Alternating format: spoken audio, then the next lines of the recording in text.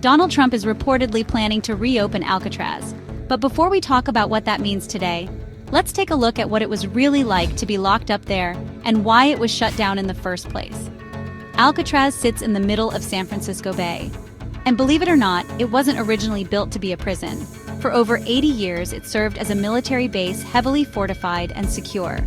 But in the 1930s, during a wave of organized crime across the United States, the government decided it needed to send a clear message.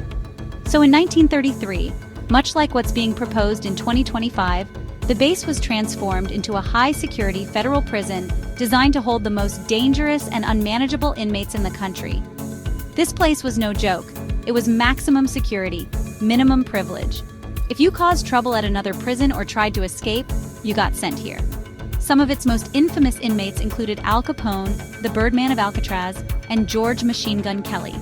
Their cells were tiny, only 5 by 9 feet, and equipped with the bare essentials: a sink, a toilet, a table, and a straw mattress. Each cell housed just one person, and space was so limited that beds folded up against the wall. Prisoners were only guaranteed 4 basic rights: food, clothing, shelter, and medical care. Everything else, including even the right to speak, had to be earned. At one point, a strict silence policy was enforced. You could only talk during meals or recreation.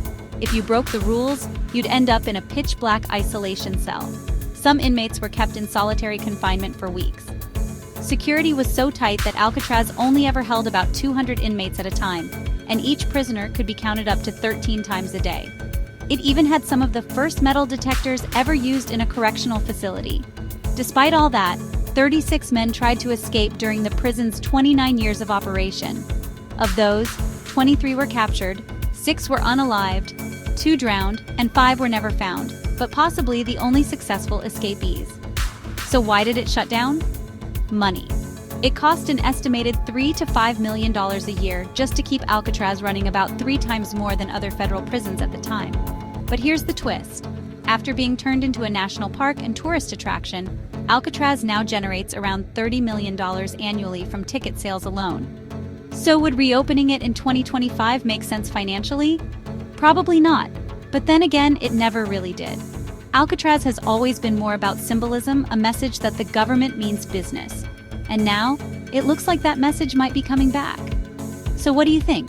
Should Alcatraz be reopened as a functioning prison again? Or is it better left as a piece of American history?